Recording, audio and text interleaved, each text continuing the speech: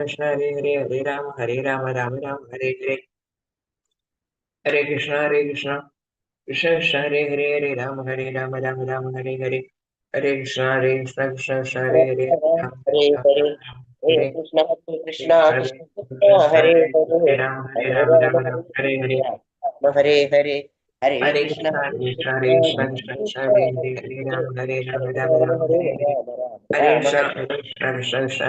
हरे राम राम हरे राम हरे कृष्ण हरे राम राम हरे हरे हरे हरे कृष्ण राम राम राम हरे हरे कृष्ण हरे हरे राम राम हरे हरे हरे हरे कृष्ण कृष्ण राम कृष्ण राम हरे राम राम हरे हरे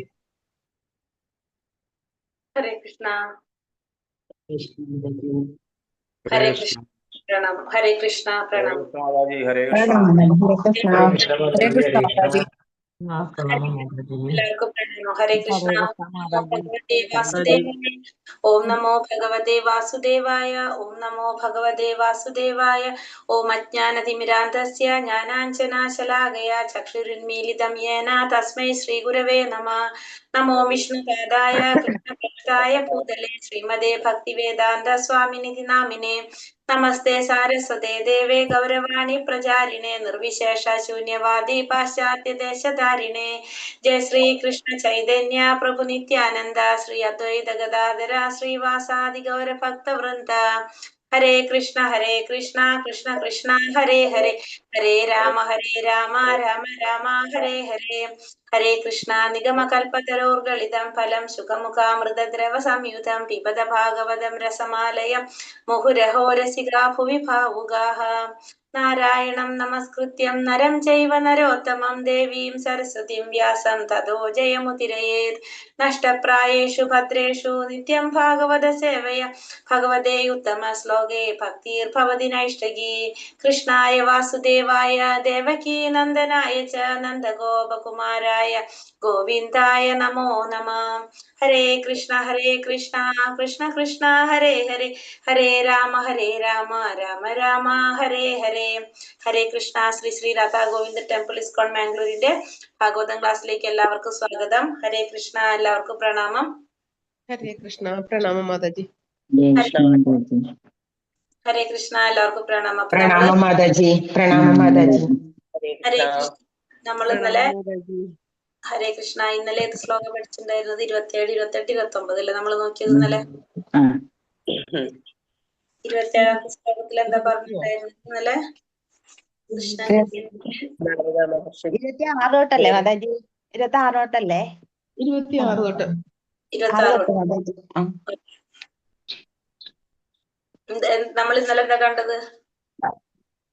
നാരദ മഹർഷിക്ക് ഒരു നിമിഷം ഒരു ഭക്തൻ ദർശനം കൊടുത്ത് എങ്ങനെ അവിടുന്ന് നാരദ മഹർഷി കാണിച്ചു തന്നു. 26ാമത്തെ ജന്മത്തിൽ കാണിച്ചു കൊടുക്കൂലെന്ന് പറഞ്ഞിട്ട് പോയി. പിന്നെ ഭക്തി സേവനവുമായിട്ട് നാരദ മഹർഷി ഇങ്ങനെ നടക്കുന്നത് അങ്ങനെ പറഞ്ഞത്. അതെ, അത് കഴിഞ്ഞിട്ട് ഭുവനം മുഴുവനും പര്യടനം ചെയ്തു എന്ന് പറഞ്ഞു അല്ലെ? മതമത്സരങ്ങളൊന്നും ഇല്ലാതെ ചെയ്തു. അത് കഴിഞ്ഞിട്ട് 27ാമത്തെ എന്ത് പറഞ്ഞു? കൃഷ്ണചിന്തയാൽ ചിന്തയിൽ പൂർണ്ണനായിരുന്നതിനാൽ സർവ മരണം സംഭവിച്ചു. അതെ, കൃഷ്ണന്റെ ചിന്തയിൽ മാത്രം ആയിരുന്നു. ഭൗതികമായിട്ടുള്ള മാലിന്യങ്ങളിൽ നിന്ന് സ്വതന്ത്രനായിരുന്നു.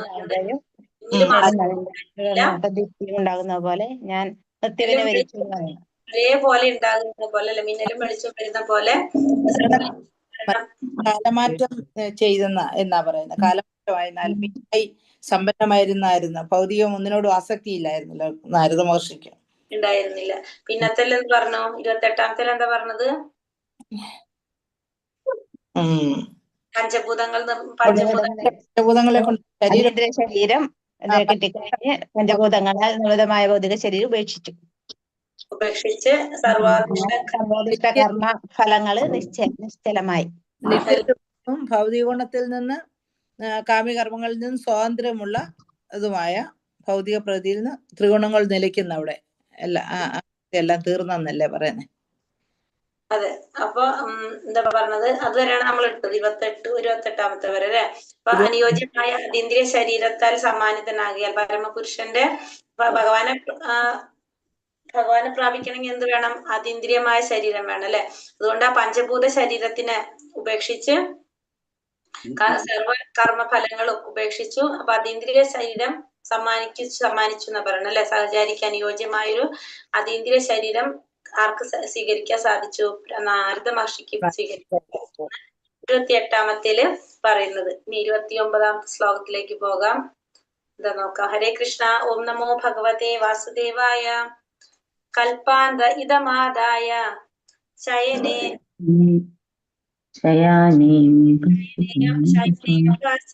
ഉദന്യതഃ ശിശൈശോരുനാ പ്രാണം വിവിശേന്ദരഹം വിഭോ. കൽപ്പാന്ത ഇതമാദായ ശയനേ ഭാസി ഉദന്നതഃ ശിശൈശോരുന് പ്രാണം വിവിശേന്ദരഹം വിഭോ. ഹരേ കൃഷ്ണ. ചൊല്ലിക്കോളൂ. ഹരേ കൃഷ്ണ. കൽപ്പാന്ത ഇദമാദായ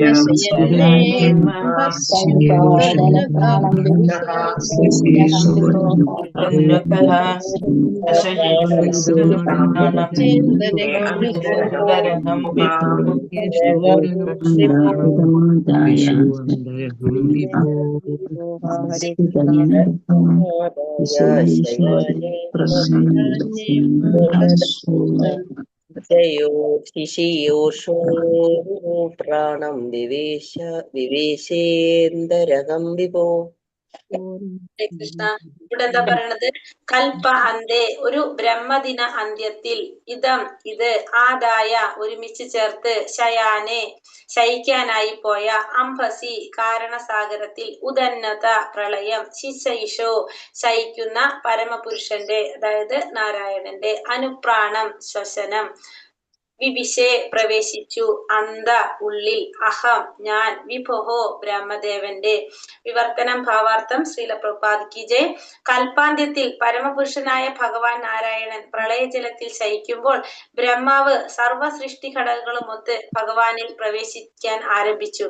ഇങ്ങനെ ഞാനും ഭഗവാന്റെ ശ്വാസത്തിലൂടെ പ്രവേശിച്ചു. അപ്പൊ ഇവിടെ എന്താ പറയണത്?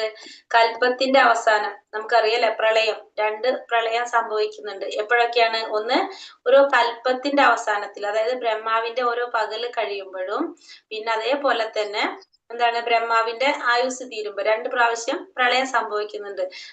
ഈ പ്രളയം എന്ന് പറയുന്നത്, കൽപ്പത്തിന്റെ അവസാനം നടക്കുന്ന പ്രളയം എന്ന് പറയുന്നതില് ബ്രഹ്മലോകം നശിക്കുന്നില്ല. കൽപ്പത്തിന്റെ അവസാനത്തിൽ വരുന്ന പ്രളയത്തില് ബ്രഹ്മലോകം നശിക്കുന്നില്ല, ബാക്കിയുള്ള ലോകങ്ങളാണ് നശിച്ചു പോകുന്നത്.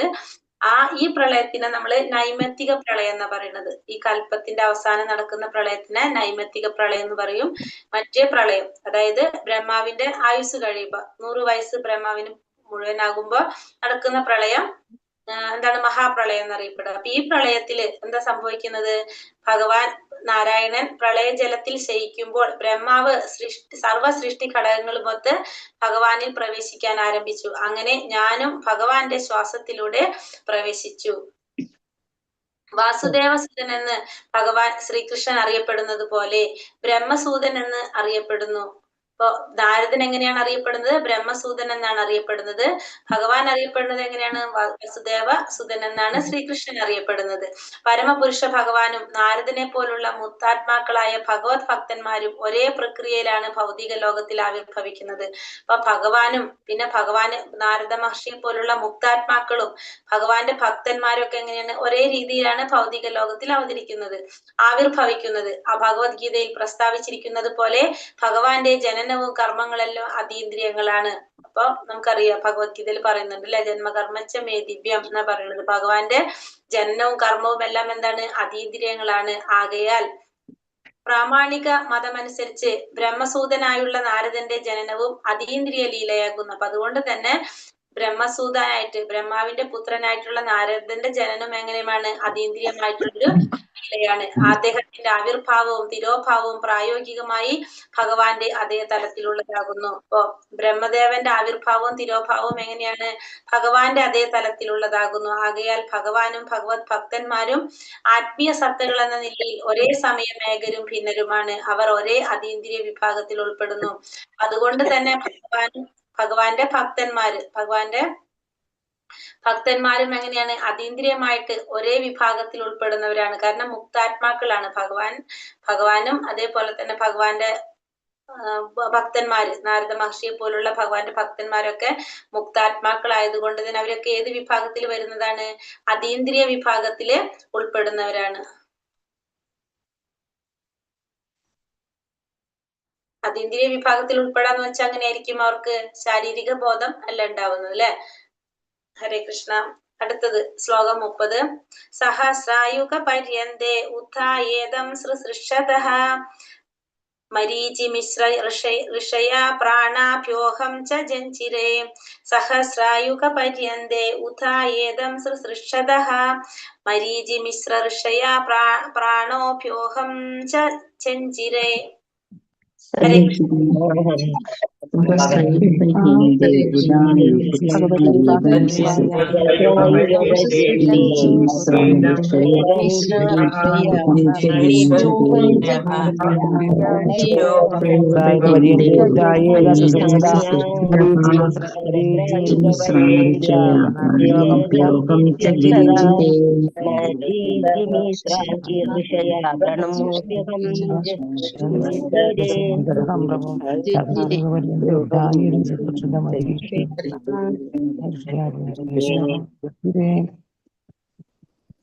കൃഷ്ണ.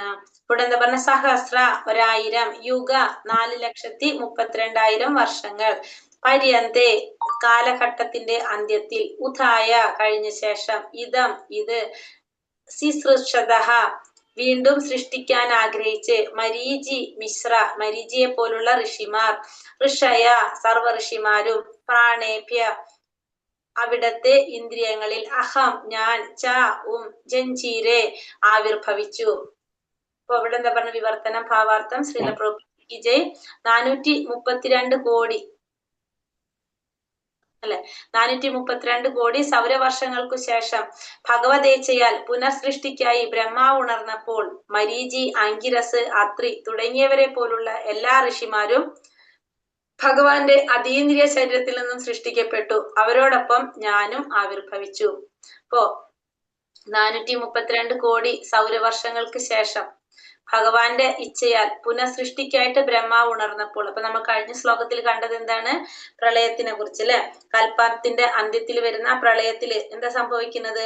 നാരായണൻ പ്രളയജലത്തിൽ ശയിക്കുമ്പോ ബ്രഹ്മാവ് സർവ്വ സൃഷ്ടികളോടൊത്ത് എന്താണ്? ഭഗവാനെ പ്രവേശിക്കാൻ ആരംഭിച്ചു എന്ന് പറഞ്ഞു. അതായത് വർഷം കോടി ഒന്ന് തന്നെയാണോ മാതാജി? ഹരേ കൃഷ്ണ. എന്ത് മാതാജി? കോടി എന്ന് പറയുന്നത് സൗരവർഷം എന്ന് പറയുന്നതും ഒന്ന് തന്നെയാണോ? സൗരവർഷം എന്ന് പറഞ്ഞാൽ ശരിക്കും നമ്മൾ എന്താ പറഞ്ഞ, 2 വർഷം 2 തരത്തിൽ പറയില്ല. ഒന്ന് ഭൂമി സൂര്യനെ ചുറ്റാനെടുക്കുന്ന അത് വെച്ചിട്ടല്ല സൗരവർഷം പറയുന്നത്. അതപ്പോ 365 ദിവസം നമ്മുടെ എന്ന് പറയുന്നത്. 365 ദിവസം. അത് നമ്മുടെ അവിടുത്തേതും വ്യത്യാസം ഉണ്ടെന്ന്.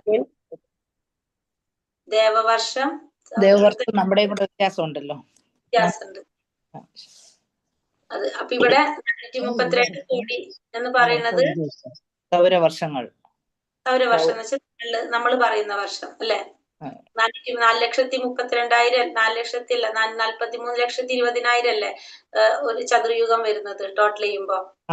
അതിന്റെ 1000 സൗരവർഷം എന്ന് പറയുമ്പോ ഇൻറ്റു 1000. അപ്പോഴല്ലേ 1000 വർഷങ്ങൾക്ക് 1000 ചതുർയുഗങ്ങൾക്ക് ശേഷല്ലേ എന്ത് സംഭവിക്കുന്നത്? ബ്രഹ്മാവിന്റെ പറയുന്നത് 1000 ചതുർയുഗല്ലേ. വീണ്ടും 1000 വരുമ്പോ 432 കോടി വരുന്നത്. സൗരവർഷങ്ങൾക്ക് ശേഷം ഭഗവാന്റെ ഇച്ഛയിൽ പുനഃസൃഷ്ടിക്കായിട്ട് ബ്രഹ്മാവ് ഉണരുമ്പോൾ മരീചി, അങ്കിരസ്, അത്രി തുടങ്ങിയവരെ പോലുള്ള എല്ലാ ഋഷിമാരും ഭഗവാന്റെ അതീന്ദ്രിയ ശരീരത്തിൽ നിന്നും സൃഷ്ടിക്കപ്പെട്ടു. അവരോടൊപ്പം ഞാനും ആവിർഭവിച്ചു. അപ്പൊ നമ്മള് കഴിഞ്ഞ ശ്ലോകത്തിൽ കണ്ടു, കൽപ്പത്തിന്റെ അവസാനം എന്താണ് സംഭവിക്കുന്നത്? പ്രളയം വരുന്നുണ്ട് അല്ലെ. ചെറിയ പ്രളയം സംഭവിക്കുന്നുണ്ട്. ആ പ്രളയത്തില് എന്ത് നമ്മൾ പറഞ്ഞു? ബ്രഹ്മാവ് എന്ത് സംഭവിക്കുന്നില്ല? നാശം സംഭവിക്കുന്നില്ല. പക്ഷെ ബ്രഹ്മാവ് എന്താണ് ചെയ്യുന്നത്? കൽപ്പത്തിന് ശേഷം ബ്രഹ്മാവ് ഉറങ്ങാണ്, രാത്രിയാണ് ബ്രഹ്മാവിന് അല്ലെ. അപ്പൊ ബ്രഹ്മാവ് സർവ്വ സൃഷ്ടികളോട് എന്താണ്? ഭഗവാനിൽ പ്രവേശിക്കുകയാണ്. ബ്രഹ്മാവ് ഉറക്കത്തിലാണ്. അങ്ങനെ പിന്നെ അതിനുശേഷം എന്ത് സംഭവിക്കുകയാണ്? വീണ്ടും ബ്രഹ്മാവ് ഉണർന്നു വരും. ഉറക്കം കഴിഞ്ഞു വരുമ്പോ ബ്രഹ്മാവ് ഉണർന്നു വരുമ്പോ, അതായത് കൽപ്പം എത്രയുണ്ടോ അത്രയും തന്നെ രാത്രിയുണ്ട്. അപ്പൊ ഇത്ര വർഷങ്ങൾക്ക് ശേഷമാണ് പിന്നെ ബ്രഹ്മാവ് ഉണരുന്നത്. ഉണർന്നു വരുമ്പോ മരീചി, അങ്കിരസ്, അത്രി തുടങ്ങിയവരെ പോലുള്ള എല്ലാ ഋഷിമാരും ഭഗവാന്റെ അതീന്ദ്രിയ ശരീരത്തിൽ നിന്നും സൃഷ്ടിക്കപ്പെട്ടു. അവരോടൊപ്പം ആരും ആവിർഭവിച്ചു? നാരദ മഹർഷിയും ആവിർഭവിച്ചു. ബ്രഹ്മാവിന്റെ ഒരു പകലിന്റെ 432 കോടി സൗരവർഷങ്ങളാകുന്നു. ഭഗവത്ഗീതയിലും ഇക്കാര്യത്തെ കുറിച്ച് പ്രതിപാദിച്ചിരിക്കുന്നു. അപ്പൊ ബ്രഹ്മാവിന്റെ ഒരു പകല് എന്ന് പറയുന്നത് നമുക്കറിയാം എത്രയാണ്? 1000 ചതുർയുഗങ്ങൾ എന്ന് വെച്ചാൽ ഒരു ചതുർയുഗം വരുന്നത് 43,20,000. 1000 ചതുർയുഗം എന്ന് പറയുമ്പോൾ 1000. അപ്പൊ അതാണ് ഒരു ബ്രഹ്മാവിന്റെ ഒരു പകൽ എന്ന് പറയുന്നത്. അത്രയും തന്നെ വരുന്നുണ്ട് അല്ലെ? അങ്ങനെ രാത്രി വരുന്നുണ്ട്. അപ്പൊ ഇത്രയും സമയം തന്നെ ബ്രഹ്മാവ് എന്ത് ചെയ്യുന്നുണ്ട്? ഉറങ്ങുന്നുണ്ട്. ഇതിനെ കുറിച്ച് നമുക്കറിയാം ഭഗവത്ഗീതയിൽ പറയുന്നുണ്ട്. ഇത്രയും കാലം തന്നെ ബ്രഹ്മദേവൻ തന്റെ സ്രഷ്ടാവായ ഗർഭോദക വിഷ്ണുവിന്റെ സ്വരൂപത്തിനുള്ളിൽ യോഗ നിദ്രയിൽ രാത്രി വിശ്രമിക്കുന്നു. ഇത്രയും സമയം എന്ത് ചെയ്യുന്നുണ്ട് ബ്രഹ്മാവ്? സ്രഷ്ടാവായ ഗർഭോദകശായി വിഷ്ണുവിന്റെ സ്വരൂപത്തിനുള്ളിൽ യോഗ നിദ്രയിൽ രാത്രി വിശ്രമിക്കുന്നു. അപ്രകാരം ബ്രഹ്മാവിന്റെ നിദ്രകാലത്തിന് ശേഷം ഭഗവതേച്ഛയാൽ ബ്രഹ്മദേവൻ മുഖേന പുനഃസൃഷ്ടി സംഭവിക്കുമ്പോൾ അതീന്ദ്രിയ ശരീരത്തിന്റെ വ്യത്യസ്ത ഭാഗങ്ങളിൽ നിന്നും എല്ലാ ശ്രേഷ്ഠ ഋഷിമാരും വീണ്ടും ആവിർഭവിക്കുന്നു. ഇപ്പൊ ബ്രഹ്മാവിന്റെ ആ നിദ്രകാലം കഴിയുമ്പോൾ ഭഗവാൻ ഇച്ഛയ്ക്കനുസരിച്ച് വീണ്ടും ബ്രഹ്മദേവൻ എന്ത് ചെയ്യാണ്? പുനഃസൃഷ്ടി സംഭവിക്കുമ്പോൾ ആ അതീന്ദ്രിയ ശരീരത്തിന്റെ വ്യത്യസ്ത ഭാഗങ്ങളിൽ നിന്നും ഋഷിമാര്, ശ്രേഷ്ഠരായിട്ടുള്ള ഋഷിമാരൊക്കെ ആവിർഭവിക്കും. അങ്ങനെ ശ്രീ നാരദനും പ്രാദുർഭവിക്കുന്നു. അങ്ങനെ നാരദ മഹർഷിയും അങ്ങനെ ആവിർഭവിക്കുകയാണ് ചെയ്യുന്നത്. ഒരു മനുഷ്യൻ അതേ ശരീരത്തിൽ നിദ്രയിൽ നിന്നും ഉണരുന്നത് പോലെ അതേ അതീന്ദ്രിയ ശരീരത്തിൽ നാരദൻ ആവിർഭവിക്കുന്നുവെന്ന് ഇതർത്ഥമാക്കുന്നു. അപ്പോ എങ്ങനെയാണോ ഒരു മനുഷ്യൻ ഉറങ്ങി എഴുന്നേൽക്കുന്നത്, ആ ശരീരത്തിൽ തന്നെ ഉറങ്ങുന്നു, ആ ശരീരത്തിൽ തന്നെയാണ് എഴുന്നേൽക്കുന്നത്. അതേപോലെ തന്നെ എന്താ പറയുന്നത്, നാരദ മഹർഷി അതേ അതീന്ദ്രിയ ശരീരത്തിൽ ആവിർഭവിക്കുന്നുവെന്ന് ഇതർത്ഥമാക്കുന്നു. സർവശക്തന്റെ അതീന്ദ്രിയവും ഭൗതികമായ സൃഷ്ടികളുടെ സർവഭാഗങ്ങളിലും സഞ്ചരിക്കാനുള്ള സ്വാതന്ത്ര്യം ശ്രീനാരദനുണ്ടായിരുന്നു. അപ്പൊ നാരദ മഹർഷിയുടെ പ്രത്യേകത എന്തായിരുന്നു? നാരദ മഹർഷിക്ക് അതീന്ദ്രിയവും ഭൗതികമായ സൃഷ്ടികളുടെ എല്ലാ ഭാഗങ്ങളിലും സഞ്ചരിക്കാനുള്ള സ്വാതന്ത്ര്യം ആർക്കുണ്ടായിരുന്നു? നാരദനുണ്ടായിരുന്നു. ബദ്ധജീവാത്മാക്കളിൽ നിന്നും നാരദ മഹർഷി എല്ലാവരുടെ ഒരേപോലെ സഞ്ചരിച്ചിരുന്ന ഒരു വ്യക്തിയാണ് അല്ലെ? ബദ്ധജീവാത്മാക്കളിൽ നിന്നും വ്യത്യസ്തമായി ശരീരവും ആത്മാവും തമ്മിൽ ഭേദമില്ലാതെ സ്വന്തം അതീന്ദ്രിയ ശരീരത്തിൽ അദ്ദേഹം ആവിർഭവിക്കുകയും തിരോഭവിക്കുകയും ചെയ്യുന്നു. അപ്പൊ ബദ്ധജീവാത്മാക്കളിൽ നിന്ന് വ്യത്യസ്തമായിട്ട് ബദ്ധാജീവാത്മാക്കളുടെ പ്രത്യേകത എന്താണ്? അവരുടെ ആത്മാവും ശരീരവും വ്യത്യാസമായിരിക്കും. ബദ്ധാത്മാക്കളുടെ ശരീരത്തിൽ നിന്നും വ്യത്യാസമായിട്ട് ശരീരവും ആത്മാവും തമ്മിൽ ഭേദമില്ലാത്ത സ്വന്തം അതീന്ദ്രിയ ശരീരത്തിൽ അദ്ദേഹം ആവിർഭവിക്കുകയും തിരോഭവിക്കുകയും ചെയ്യുന്നു. അപ്പൊ നാരദ മഹർഷിയെ കുറിച്ച് പറയാണ്, ബദ്ധജീവാത്മാക്കളിൽ നിന്ന് വ്യത്യസ്തനാണ് ആര്? നാരദ മഹർഷി മുക്താത്മാവാണ്. അപ്പൊ അതുകൊണ്ട് തന്നെ ആത്മാവും ശരീരവും തമ്മിൽ യാതൊരു വ്യത്യാസം ഉണ്ടാവില്ല. ആ അതീന്ദ്രിയമായ ശരീരത്തിൽ അദ്ദേഹം ആവിർഭവിക്കുകയും തിരോഭവിക്കുകയും ചെയ്യുന്നു. ശ്ലോകം 31. അന്തർബഹിംച ലോകാസ്ത്രീൻ പര്യമസ്കന്തിദാവൃതഃ അനുഗ്രഹാത് മഹാവിഷ്ണു വിഘാതാഗതി ക്വചിത് അന്തർബഹിശ്ച ലോകാസ്ത്രീൻ പര്യമസ്കന്തിദാവൃതഃ മഹാവിഷ്ണു വിഘാതാഗതി ക്വചിത്. ഹരേ കൃഷ്ണ.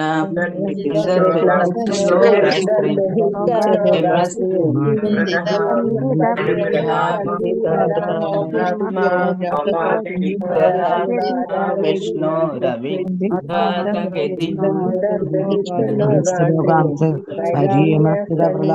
അനുഗ്രഹ മഹാവിഷ്ണു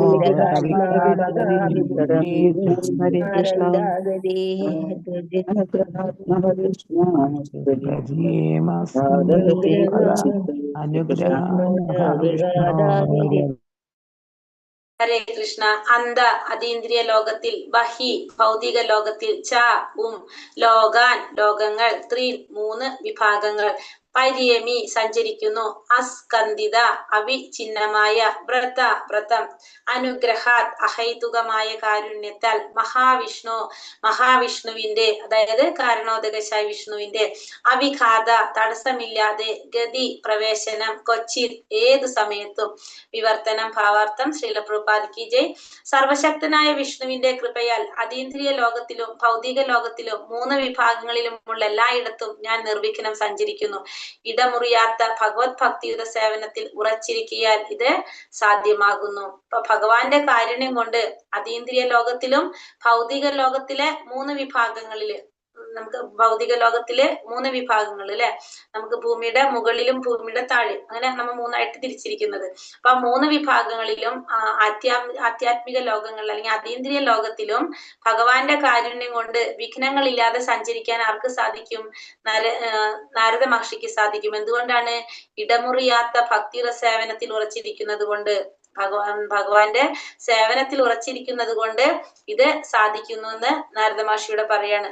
ഊർധ്വലോകം, വിഭാവാർത്ഥം ഊർധ്വലോകം ഉന്നത ലോകങ്ങൾ, മധ്യലോകം മധ്യത്തിലുള്ള ലോകം, അധോലോകം നിമ്ന ലോകങ്ങൾ എന്നിങ്ങനെ ഭൗതിക മണ്ഡലത്തിന്റെ 3 വിഭാഗങ്ങൾ ഉണ്ടെന്ന് ഭഗവത്ഗീതയിൽ പ്രസ്താവിച്ചിരിക്കുന്നു. അപ്പൊ ഊർധ്വലോകം, മധ്യലോകം, അധോലോകം, അങ്ങനെ ഉന്നത ലോകം, മധ്യത്തിലുള്ള ലോകം, നിമ്ന ലോകങ്ങൾ, ഇങ്ങനെ 3ആയിട്ട് തിരിച്ചിരിക്കുകയാണ് ഭൗതിക ലോകത്തിന്.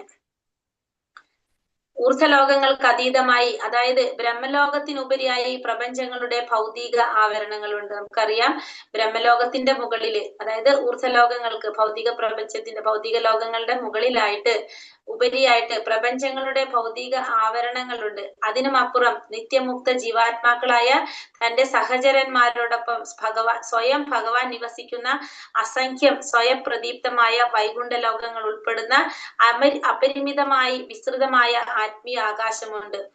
തന്റെ സൃഷ്ടിയിൽ എവിടെയും സർവശക്തനായ ഭഗവാന് സ്വതന്ത്രനായി സഞ്ചരിക്കാമെന്ന പോലെ ആത്മീയവും ഭൗതികമായ ഈ നഭസ്സുകളിലുള്ള എല്ലാ ലോകങ്ങളിലും യാതൊരു പ്രതിബന്ധവും ഇല്ലാതെ പ്രവേശിക്കാൻ നാരദമുനിക്ക് സാധ്യമാണ്. ഇവിടെ ഫസ്റ്റ് പറഞ്ഞത് ഊർധ്വലോകം, മധ്യലോകം, അധോലോകം, ഇങ്ങനെ ഭൗതിക മണ്ഡലത്തിന് 3 വിഭാഗങ്ങളുണ്ടെന്ന് ഭഗവത്ഗീതയിൽ പറയുന്നുണ്ട്. ഊർധ്വലോകങ്ങൾക്ക് എങ്ങനെയാണ്? ഊർധ്വലോകങ്ങൾക്ക് അതീതമായിട്ട്, അതായത് ബ്രഹ്മലോകത്തിനുപരിയായിട്ട് പ്രപഞ്ചങ്ങളുടെ ഭൗതിക ആവരണങ്ങളുണ്ട്. അതിനുമപ്പുറം നിത്യമുക്ത ജീവാത്മാക്കളായിട്ടുള്ള തന്റെ സഹചരന്മാരോടൊപ്പം സ്വയം ഭഗവാൻ നിവസിക്കുന്ന അസംഖ്യം സ്വയം പ്രദീപ്തമായ വൈകുണ്ഠ ലോകങ്ങൾ. നമുക്കറിയാം അല്ലെ, ഭൗതിക ലോകത്തിന്റെ മുകളിലാണ് എന്ത്? വൈകുണ്ഠ ലോകങ്ങൾ വരുന്നത് ആധ്യാത്മിക ലോകത്തില്. ആ വൈകുണ്ഠ ലോകങ്ങൾ എങ്ങനെയാണ്? ഉൾപ്പെടുന്ന അപരിമിതമായ വിസ്തൃതമായ ആത്മീയ ആകാശം. വൈകുണ്ഠ ലോകങ്ങൾ എവിടെ സ്ഥിതി ചെയ്യുന്നത്? പരവ്യോമത്തിലാണ് സ്ഥിതി ചെയ്യുന്നത്. ഇതാണ് ആത്മീയ ആകാശം എന്ന് പറയുന്നത്. പരവ്യോമത്തിലാണ് വൈകുണ്ഠ ലോകങ്ങൾ സ്ഥിതി ചെയ്യുന്നത്. തന്റെ സൃഷ്ടിയിൽ എവിടെയും സർവശക്തനായ ഭഗവാന് സ്വതന്ത്രമായി സഞ്ചരിക്കാമെന്നതുപോലെ, അപ്പൊ ഭഗവാൻ എങ്ങനെയാണ്? ഭഗവാൻ പൂർണ്ണ സ്വതന്ത്രനാണ്. ഭഗവാന് തന്റെ സൃഷ്ടിയിൽ, എല്ലാത്തിന്റെയും സൃഷ്ടി ആരാണ്? ഭഗവാനാണ്. ഭഗവാനിലാണ് നിർവഹിക്കപ്പെടുന്നത്. അപ്പൊ ഈ ഭഗവാന്റെ സൃഷ്ടിയിൽ എവിടെയും ഭഗവാന് സ്വതന്ത്രമായിട്ട് സഞ്ചരിക്കാം എന്നതുപോലെ തന്നെ ആത്മീയവും ഭൗതികമായിട്ടുള്ള എല്ലാ സഭകളിലും, ഭൗതികമായിട്ടുള്ള എല്ലാ നഭസ്സുകളിലും ഉള്ള ഈ എല്ലാ ലോകങ്ങളിലും യാതൊരു പ്രതിസന്ധികളും ഇല്ലാതെ, പ്രതിബന്ധങ്ങളും ഇല്ലാതെ പ്രവേശിക്കാൻ ആർക്കും സാധ്യമാണ്? നാരദ മഹർഷിക്കും സാധ്യമാണ്. ഭൗതിക ലോകത്തിൽ സത്ത്, രജസ്, തമോസ് എന്നീ ഭൗതിക പ്രകൃതിയുടെ ഗുണങ്ങളാൽ ജീവാത്മാക്കൾ സ്വാധീനിക്കപ്പെടുന്നു. ഭൗതിക ലോകത്തിൽ നമുക്കറിയാം സത്ത്, രജസ്, തമസ് ഇതിലേതെങ്കിലും ഒരു ഗുണത്തില് ജീവാത്മാക്കള് സ്വാധീനിക്കപ്പെടുന്നുണ്ട്. എന്നാൽ ശ്രീ നാരദമുനി ഈ ഭൗതിക ഗുണങ്ങൾക്കെല്ലാം അതീതനാണ്. അതുകൊണ്ട് അദ്ദേഹത്തിന് എവിടെയും പ്രതിബന്ധമില്ലാതെ സഞ്ചരിക്കാൻ കഴിയുന്നു. അപ്പൊ നാരദ മഹർഷി എങ്ങനെയാണ്? ഈ 3 ഗുണങ്ങൾക്കും അതീതനാണ് നാരദ മഹർഷി എന്ന് പറയാണ് ഇവിടെ. അപ്പൊ നാരദ മഹർഷി ത്രിഗുണങ്ങൾക്ക് അതീതനായത് കൊണ്ടാണ് അദ്ദേഹത്തിന് പ്രതിബന്ധമില്ലാതെ എല്ലാ 3 ലോകങ്ങളിലും അല്ലെങ്കിൽ എല്ലായിടവും സഞ്ചരിക്കാനായിട്ട് സാധിക്കുന്നത്. ഭൗതിക ലോകത്തിലും ആത്മീയ ലോകങ്ങളിലും തടസ്സങ്ങളില്ലാതെ, പ്രതിബന്ധങ്ങളില്ലാതെ സഞ്ചരിക്കാൻ സാധിക്കുന്നത് എന്തുകൊണ്ടാണ്? നാരദ മഹർഷി ത്രിഗുണങ്ങൾക്ക് അതീതനാണ്. അദ്ദേഹം മുക്താത്മാവായ ഗഗന സഞ്ചാരിയാണ്. അദ്ദേഹം മുക്താത്മാവാണ്. ഗഗന സഞ്ചാരിയാണ് ആര്? നാരദ മഹർഷി. ഭഗവാൻ വിഷ്ണുവിന്റെ അഹേതുകമായ കാരുണ്യം നിരുപമമാണ്. അത്തരം കാരുണ്യത്തെ ഭഗവത് അനുഗ്രഹത്താൽ ഭക്തർ മാത്രം ഗ്രഹിക്കുന്നു. അപ്പൊ ഭഗവാന്റെ കാരുണ്യം നമുക്കറിയാം അല്ലെ, നമുക്ക് പറയാൻ സാധിക്കാത്ത അത്രയും അനന്തമായിട്ടുള്ളതാണ് ഭഗവാന്റെ കാരുണ്യം. ഭഗവാന്റെ അനുഗ്രഹം കൊണ്ട് അത് ആർക്ക് മാത്രം മനസ്സിലാക്കാൻ സാധിക്കും? ഭക്തന്മാർക്ക് മാത്രം മനസ്സിലാക്കാൻ സാധിക്കും. ആകയാൽ ഭക്തർ ഒരിക്കലും അധപതിക്കുന്നില്ല. ഭക്തന്മാർക്ക് മാത്രമാണ് ഭഗവാന്റെ കാരുണ്യം മനസ്സിലാക്കാൻ സാധിക്കുന്നത്. അതുകൊണ്ട് തന്നെ ഭക്തന്മാർ ഒരിക്കലും അധപതിക്കുന്നില്ല. എന്നാൽ ഭൗതികവാദികൾ, അതായത് കാമ്യകർമ്മികളും അനുമാനത്തിൽ ഏർപ്പെടുന്ന ദാർശനികരും അവരുടേതായ പ്രകൃതി ഗുണങ്ങളുടെ സമ്മർദ്ദത്താൽ അധപതിക്കുന്നു. പക്ഷെ എന്താ സംഭവിക്കുന്നത്? കാമ്യകർമ്മം ചെയ്യുന്നവര് അല്ലെങ്കിൽ അനുമാനത്തിൽ ഏർപ്പെടുന്ന ഊഹാപോഹികള് ഇവരൊക്കെ എന്താ ചെയ്യുന്നത്? അവരുടേതായ പ്രകൃതി ഗുണങ്ങളുടെ സമ്മർദ്ദത്താൽ. അപ്പൊ അവരിൽ എല്ലാവരിലും എന്തുണ്ടാവും? ഏതെങ്കിലും ഒരു ഗുണം അവരിൽ സ്വാധീനിച്ചിട്ടുണ്ടാവും. ഏത് ഗുണമാണ് അവരിൽ മുന്നിൽ നിൽക്കുന്നത്? ആ ഗുണത്തിന്റെ സമ്മർദ്ദം കൊണ്ട് അവരെല്ലാം അധപതിക്കുന്നു. മുകളിൽ പ്രസ്താവിച്ച ഋഷിമാർക്ക് നാരദനെ പോലുള്ള അതീന്ദ്രിയ ലോകത്തിൽ പ്രവേശിക്കാൻ സാധ്യമല്ല. പക്ഷെ മുകളിൽ പറഞ്ഞിട്ടുള്ള ഋഷിമാര്, നമ്മൾ ഋഷിമാരെ പേര് പറഞ്ഞിട്ടുണ്ടായിരുന്നു അല്ലെ, ഭഗവാനിൽ നിന്ന് വന്നു പറഞ്ഞ ആ ഋഷിമാർക്ക് എന്ത് സാധ്യമല്ല?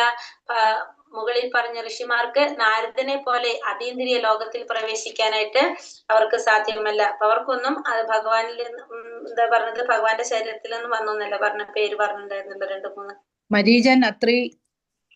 മരീചൻ അത്രി, ഒരാളൂടെ അങ്കിരസ്. അവർക്കൊന്നും എന്ത് സാധ്യമല്ല എന്ന് പറഞ്ഞു? അവർക്കൊന്നും മുകളിൽ പറഞ്ഞ പോലെ എവിടേക്ക് പ്രവേശിക്കാൻ സാധ്യമല്ല? അതീന്ദ്രിയ ലോകത്തിലേക്ക് പ്രവേശിക്കാനായിട്ട് സാധ്യമല്ല. നരസിംഹ പുരാണത്തിൽ ഈ വസ്തുത വെളിപ്പെടുത്തിയിരിക്കുന്നു. അപ്പൊ നരസിംഹ പുരാണത്തിൽ ഇതിനെ കുറിച്ച് പറയുന്നുണ്ട്. മരീചിയെ പോലുള്ള ഋഷിമാർ കാമ്യകർമ്മങ്ങളിലും. എന്തുകൊണ്ടാണ് അവർക്ക് സാധിക്കാത്തത്? മരീചിയെ പോലുള്ള ഋഷിമാർ എങ്ങനെയാണ് കാമ്യകർമ്മങ്ങൾക്ക് ഫലം ആഗ്രഹിച്ചുകൊണ്ട് കർമ്മം ചെയ്യുന്നത് അല്ലെ? മരീചിയെ പോലുള്ള ഋഷിമാര് കാമ്യകർമ്മങ്ങളിലും സനക സനാതനനെ പോലുള്ള ഋഷിമാര് തത്വപരമായ ഊഹാപോഹങ്ങളിലും പ്രാമാണികരാണ്. അപ്പൊ സനക സനാതനന്മാര് കുമാരന്മാരൊക്കെ എന്തിലാണ് പറയുന്നത്? ഊഹാപോഹങ്ങളിൽ, തത്വപരമായ ഊഹാപോഹങ്ങളിലൊക്കെ പ്രമാണികരായതുകൊണ്ട് അവർക്കൊന്നും എന്ത് സാധിക്കില്ല? ഈ അതീന്ദ്രിയ ലോകത്തിലേക്ക് പ്രവേശിക്കാനായിട്ട് സാധിക്കുന്നില്ല. എന്നാൽ അതീന്ദ്രിയ ഭഗവത് ഭക്തിയുടെ സേവനത്തിലെ പ്രമുഖനായ പ്രാമാണികനാണ് നാരദ മഹർഷി. പക്ഷെ നാരദ മഹർഷി എങ്ങനെയാണ്? ഭക്തിയുടെ സേവനത്തില് പ്രമുഖനായിട്ടുള്ള ഒരു പ്രാമാണികനാണ്. അതീന്ദ്രിയമായിട്ട് ഭഗവത് സേവനം ചെയ്യുന്ന ഒരു പ്രാമാണികനാണ് ആര്? നാരദ മഹർഷി.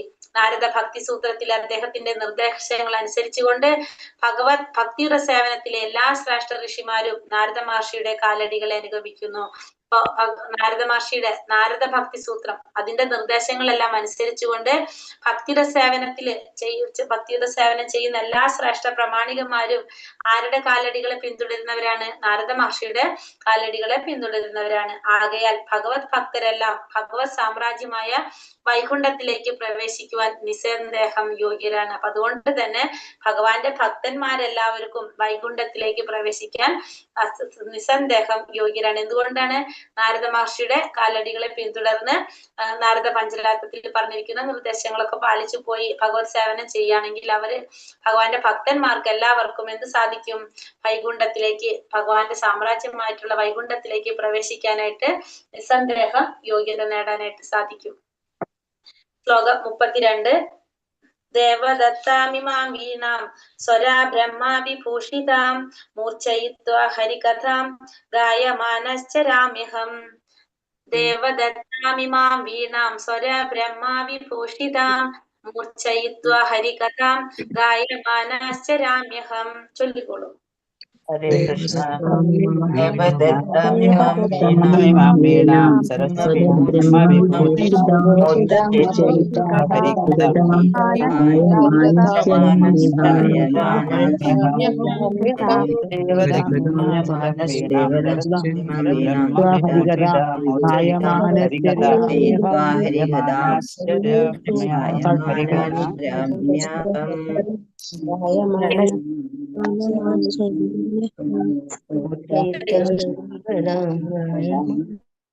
ഹരേ കൃഷ്ണ. ദേവ പരമദിവ്യോത്തമ പുരുഷൻ, അതായത് ഭഗവാൻ ശ്രീകൃഷ്ണൻ, ദത്താം സമ്മാനിക്കപ്പെട്ടു, ഇമാം ഈ, വീണ സ്വര സ്വരങ്ങൾ, ബ്രഹ്മ അതീന്ദ്രിയ, വിഭൂഷിതനായി, മൂർച്ഛയിത്വ മീട്ടിക്കൊണ്ട്, ഹരികഥ അതീന്ദ്രിയ സന്ദേശം, ഗായമാന നിരന്തരം ആലപിച്ചുകൊണ്ട്, ചരാമി ചരിക്കുന്നു, അഹം ഞാൻ. വിവർത്തനം ഭാവാർത്ഥം ശ്രീല പ്രഭുപാദ് കി ജയ്.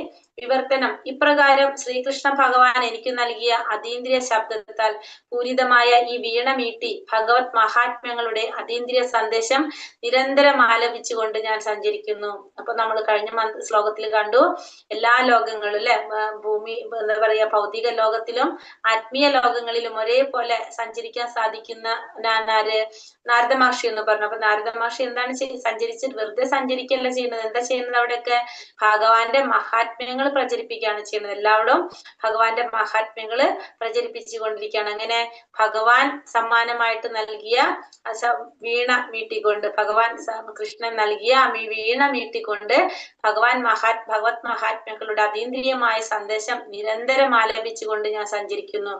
ശ്രീകൃഷ്ണ ഭഗവാൻ എനിക്ക് നൽകിയ അതീന്ദ്രിയ ശബ്ദത്താൽ പൂരിതമായ വീണ, ആ വീണ മീട്ടിക്കൊണ്ട് ഭഗവാന്റെ മഹാത്മ്യങ്ങളുടെ അതീന്ദ്രിയമായ സന്ദേശം നിരന്തരം ആലപിച്ചുകൊണ്ട് നാരദ മഹർഷി എന്ത് ചെയ്യാണ്? എല്ലാവരും സഞ്ചരിച്ചു കൊണ്ടിരിക്കുകയാണ്. ഭാവാർത്ഥം: വീണ എന്ന് വിശേഷിപ്പിക്കപ്പെടുന്ന സംഗീതോപകരണം നാരദന് സമ്മാനിച്ചത് ശ്രീകൃഷ്ണ ഭഗവാൻ സമ്മാനിച്ചതിനെ കുറിച്ച് ലിംഗപുരാണത്തിൽ പറയുന്നു. അപ്പൊ ഈ വീണ നാരദ മഹർഷിക്ക് സമ്മാനിച്ചത് ആരാണ്? ഭഗവാൻ കൃഷ്ണനാണെന്നുള്ളത് ലിംഗപുരാണത്തില് പറയുന്നുണ്ട്. ഈ വസ്തുത ശ്രീല ജീവഗോസ്വാമി സ്ഥിരീകരിച്ചിട്ടുമുണ്ട്. ശ്രീകൃഷ്ണ ഭഗവാനിൽ നിന്നും നാരദനിൽ നിന്നും അനന്യമായതാണ് ഈ അതീന്ദ്രിയ സംഗീതോപകരണം. ശ്രീകൃഷ്ണ ഭഗവാനിൽ നിന്നും നാരദനിൽ നിന്നും അനന്യമായതാണ് എന്ത്? ഈ അതീന്ദ്രിയമായിട്ടുള്ള ഈ സംഗീതോപകരണം. എന്തെന്നാൽ ഇവരെല്ലാവരും തന്നെ ഒരേ അതീന്ദ്രിയ വിഭാഗത്തിൽപ്പെട്ടവരാണ്. ഇങ്ങനെയുള്ള സംഗീതോപകരണത്താൽ സൃഷ്ടിക്കപ്പെടുന്ന ശബ്ദം ഭൗതികമാകാൻ സാധ്യമല്ല. ആകയാൽ നാരദന്റെ വീണയാൽ വ്യാപകമായി പ്രചരിക്കപ്പെടുന്ന മഹാത്മ്യങ്ങളും ലീലകളും ഭൗതിക ദോഷങ്ങളുടെ ഛായ ലവലേശം പോലും ഇല്ലാതെ അതീന്ദ്രിയമായതാകുന്നു. അപ്പൊ ഇവിടെ പറഞ്ഞ ഭഗവാൻ ശ്രീകൃഷ്ണൻ നാരദ മഹർഷിക്ക് സമ്മാനിച്ചതാണ് എന്ത്? ഈ വീണ എന്നുള്ളത് ലിംഗപുരാണത്തിൽ പറയുന്നുണ്ട്. അത് ജീവഗോസ്വാമി സ്ഥിരീകരിച്ചിട്ടുണ്ട്. ഭഗവാനിൽ നിന്നും നാരദനിൽ നിന്നും അനന്യമായതാണ് എന്ത്? ഈ അതീന്ദ്രിയമായിട്ടുള്ള സംഗീതോപകരണം എന്ന് പറയുന്നത്. കാരണം എന്തുകൊണ്ടാണ്? ഇവരെല്ലാവരും തന്നെ ഈ അതീന്ദ്രിയ വിഭാഗത്തിൽ പെടുന്നവരാണ്. ഇത്തരത്തിലുള്ള സംഗീതോപകരണത്തിൽ നിന്ന് സൃഷ്ടിക്കുന്ന ശബ്ദം എന്തല്ല? ഭൗതികമായിട്ടുള്ളതല്ല, അത് ആത്മീയമായിട്ടുള്ളതാണ്. ഇതുകൊണ്ട് എന്താണ് ചെയ്യുന്നത്? നാരദന്റെ വീണയാൽ വ്യാപകമായി പ്രചരിപ്പിക്കപ്പെടുന്ന ഭഗവാന്റെ മഹാത്മ്യങ്ങള് അല്ലെങ്കിൽ ഭഗവാന്റെ ലീലകള് അതിലെന്തില്ല? ഭൗതികമായ ദോഷങ്ങളുടെ ഛായ ലവലേശം പോലും ഇല്ലാത്ത അതീന്ദ്രിയമായതാണ്. അതിൽ നിന്നും വ്യാപകമായിട്ട് പ്രചരിപ്പിക്കുന്ന ഭഗവാന്റെ മഹാത്മ്യങ്ങളെല്ലാം അതീന്ദ്രിയമായതാണ്. സപ്തസ്വരങ്ങൾ, അതായത് സ എന്ന് പറഞ്ഞ ഷഡ്ജം, രി ഋഷഭം, ഗ ഗാന്ധാരം, മ മധ്യമം, പ പഞ്ചമം, ധ ദൈവതം, നി നിഷാദം എന്നിവ അതീന്ദ്രിയവും സവിശേഷമായി അതീന്ദ്രിയ ഗാനങ്ങൾക്കായി ഉദ്ദേശിച്ചിട്ടുള്ളതുമാകുന്നു. ഭഗവാൻ തനിക്ക് വീണ സമ്മാനിച്ചതിൽ ഭഗവാനോടുള്ള കടപ്പാടിനെ സദാ നിറവേറ്റുന്ന വിധത്തിൽ പരിശുദ്ധ ഭഗവത് ഭക്തനായ ശ്രീ നാരദേവൻ എപ്പോഴും അവിടുത്തെ അതീന്ദ്രിയ മഹാത്മ്യങ്ങൾ ആലപിക്കുന്നതിൽ നിരതനായിരിക്കുന്നു. ആയതിനാൽ അദ്ദേഹം ഒരിക്കലും തന്റെ ഉന്നത സ്ഥാനത്തിൽ നിന്നും അധപതിക്കുന്നില്ല. ഭൗതിക ലോകത്തിലെ ആത്മസാക്ഷാത്കാരം സിദ്ധിച്ച വ്യക്തികളും ശ്രീ നാരദമുനിയുടെ കാലടികളെ പിന്തുടർന്ന് ഭഗവത് മഹാത്മ്യങ്ങൾ നിരന്തരം ആലപിക്കുന്നത് വഴി സ രി ഗ മ തുടങ്ങിയ സംഗീത സ്വരങ്ങളെ യഥോചിതമായി ഭഗവത് സേവനത്തിൽ ഉപയോഗിക്കുന്നു.